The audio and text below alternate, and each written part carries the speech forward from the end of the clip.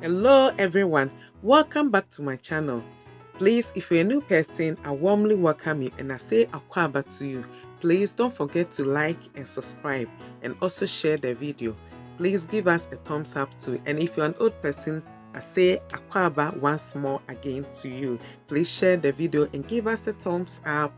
Today I'm going to share with you how I prepare this amazing delicious palm nuts and groundnut soup, okay, or Nkatebe, which is very easy to prepare and very fun to prepare, okay. And please stay tuned and enjoy. So with this recipe I'm going to use a lot of goat meat here, and I've cut my goat meat into big chunks, okay. And I also have some oxtail in there. Okay, so you can use any meat or fish or anything that you like to prepare this um, soup.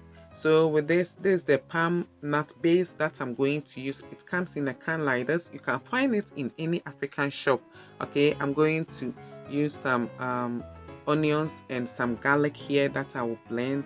Okay, and I also have some spices here. For the spices, you can use any spice that you want. I have some curry and some turmeric there. There's an extra garlic that I'll be using is optional. Okay, as you can see, I have some more spices in here. Okay, and for the natural spices also, I'm going to use some cloves in there. I have rediaba or African nutmeg in there. Okay, I have star anise here, and I also have some other spices here. Okay, some rosemary and everything, but as I'm saying, it is optional or to your taste, the spice that you feel comfortable with. This is the tomatoes I'm coming to use. I have some pepper in here. Okay, I'm using some fresh tomato to add to the tomato paste that I'll be using here. And this is the groundnut paste that I'll be using, and some salt to taste. Okay, so let's head back. So for the spices here, I'm going to just toss it a little bit on fire before I blend them with my garlic and the onions. I've had spices, spices when they are in on your shelf for a long time, they tend to lose their smell a little. So just toss it on fire like this for about just 1 to 2 minutes, okay, on a medium heat. You don't want to burn it, okay. You just bringing out the flavor in it, okay. You start having the flavor in it, okay. You just awaken its flavor, okay, the beauty of the spices, okay. You can just feel it, okay. So you just toss it in on fire like this for just 1 to 2 minutes and it will be done. Okay, you can see it is done, okay. So now we're going to blend everything here. I have my um garlic and my onions here. Okay, you can add ginger to this recipe if you want. Okay, I decided not to add any ginger now, so I'm just adding just a little bit of water to it, and I'll just blend it nicely. Okay. Okay, so after I blended everything, this is what I got. Okay, just beautiful. It's very beautiful. You can see. Okay, I love this soup a lot. Okay, because I got to eat two soup in one go.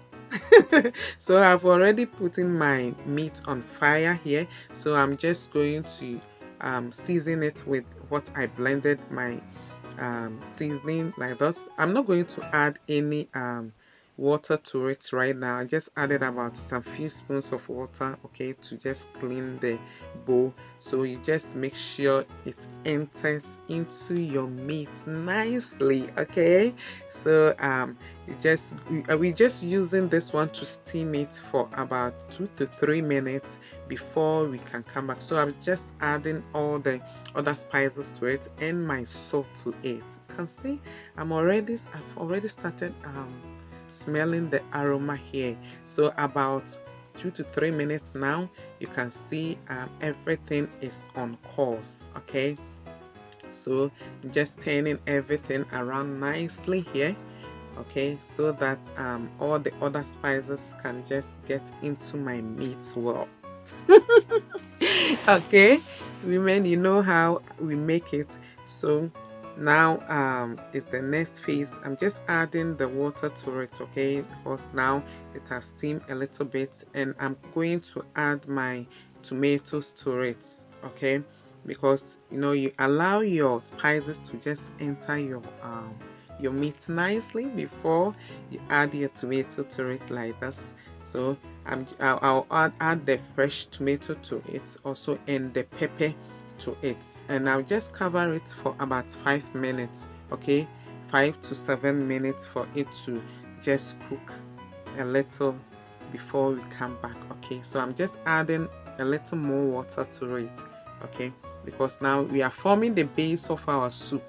Okay, so just cover it and allow it to be on fire for about 7 minutes now, and you can see it is cooking very well. So I'm cooking my soup on a very medium heat, or on medium to high heat. Yeah, it will be. So just taking away the tomatoes, the fresh one, and my peppers. I'm just trying to find my pepper inside.